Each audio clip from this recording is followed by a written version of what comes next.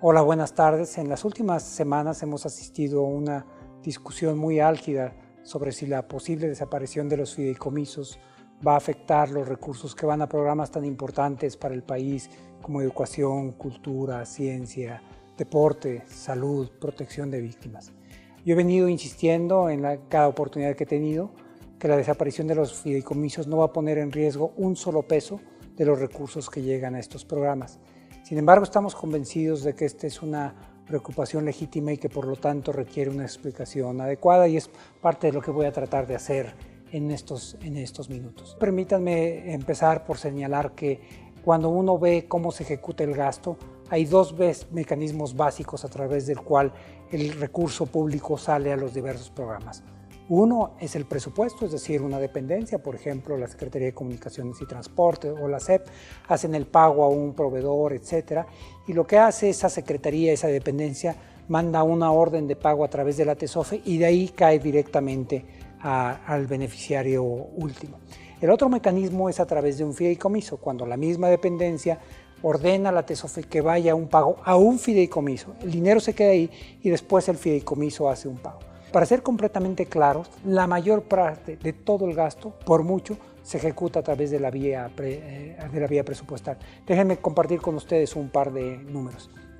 En el año fiscal 2019, el último que nosotros concluimos, el gobierno tuvo un gasto de 6.1 billones de pesos, de los cuales 29,000 millones de pesos se gastaron se ejecutaron a través de un fideicomiso. Esto quiere decir que el 99.53% de todos los recursos del gobierno se hicieron de la forma tradicional a través del presupuesto. En ese sentido, el fideicomiso es más bien la excepción que la regla, a través de las cuales el gobierno realiza pagos, apoyos, etcétera, a los distintos sectores, incluyendo cultura, ciencia, educación, atención a víctimas. Si estos dos mecanismos son más o menos equivalentes, una pregunta que uno se podría hacer es ¿por qué se hace a través de los fideicomisos? Y la razón más obvia es la siguiente. El presupuesto tiene una validez de un año. El presupuesto es aprobado por la Cámara de Diputados y se aprueba el 15 de noviembre por ley y tiene una validez entre el 1 de enero del año siguiente y el 31 de diciembre. Los recursos que no son utilizados por las dependencias que les fueron asignados se pierden y empieza el siguiente año. Una forma de brincarse ese mecanismo es poner los recursos en un fideicomiso. ¿Qué es un fideicomiso legalmente? El fideicomiso es un vehículo financiero de propósito específico que tiene personalidad jurídica propia y tiene patrimonio propio. Entonces, algunas dependencias que no pueden gastar el recurso lo que hacen es lo aportan a un fideicomiso y el fideicomiso sí puede brincar el año y desde ahí pueden realizar pagos a lo largo del tiempo. Este es un mecanismo que por diversas razones a nosotros no nos parece el adecuado. Primero, por un tema de transparencia y rendición de cuentas, el recurso es reportado como gastado cuando se aporta al fideicomiso y no cuando de verdad se ejecuta. Así es que si hubiera un fideicomiso que tiene 2,000 millones de pesos, estos habrían sido reportados a la Cámara de Diputados como gastados cuando en realidad están guardados ahí. Segundo, es un mecanismo que a veces esconde las ineficiencias de la dependencia ahí.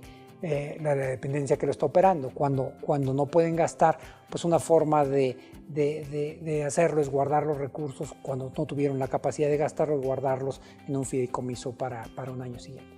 Pero además es una forma extraordinariamente ineficiente de operar el gasto. Por ejemplo, les puedo decir, hay un fideicomiso que detectamos hace algunas semanas, tiene alrededor de 1.200 millones de pesos, no ha tenido un solo movimiento desde el año 2013, de hecho los únicos movimientos que tiene son en los pagos a la fiduciaria, al banco que la opera, alrededor de 1.250.000 pesos por año. Así es que a veces esos recursos que se estacionan por ahí de manera temporal, en realidad se quedan mucho más tiempo del que fuera deseable, lo cual no es adecuado y menos en un momento de las necesidades como las que estamos pasando ahora, las necesidades de recursos que tienen que ir a salud, etc. Déjenme darles un ejemplo muy claro de por qué la utilización o la no utilización de un fideicomiso no va a tener ningún impacto en los beneficiarios finales.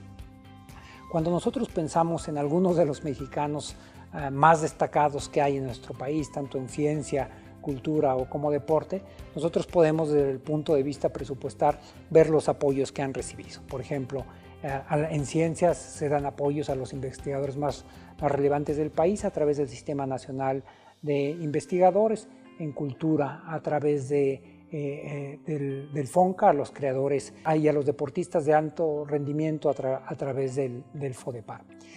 Déjenme explicar cómo se hace cada uno de estos.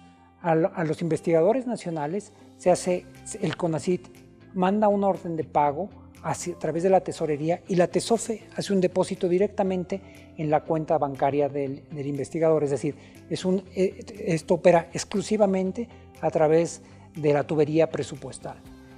En el caso del FONCA, la Secretaría de Cultura tramita ante la propia TESOFE un pago, pero el pago no va a la cuenta final del creador, sino va a un fideicomiso, al fideicomiso del FONCA, y de ahí se hace el pago finalmente al creador. Y en el caso de deporte es muy similar. La CONADE hace una solicitud a la TESOFE, ese pago de la TESOFE va al FODEPAR y de ahí eventualmente en algún momento se hace un pago a los deportistas o los entrenadores. Si uno lo ve desde el punto de vista final, el depósito en la cuenta bancaria debería ser irrelevante de cuál fue el camino que siguió.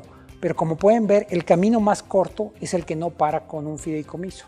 Pero esto además presenta una ventaja adicional. Cuando se utiliza el camino más corto, el presupuestal, nosotros podemos desde la Secretaría de Hacienda garantizar que esa gente, en este caso un investigador nacional, recibió efectivamente sus recursos. Cuando se hace por el otro mecanismo no lo podemos hacer porque perdemos la visibilidad en el momento que los recursos caen en el fideicomiso. Esa es una de las muchas razones por las cuales creemos que es mucho más eficiente utilizar el mecanismo presupuestal. Sabemos que hay otros temas, como los temas de víctimas, los temas de desastres naturales, y si tenemos oportunidad en algún video posterior, dedicaré algunos minutos a explicar por qué también en esos casos no se van a ver afectadas la operación de estos recursos. Muchas gracias.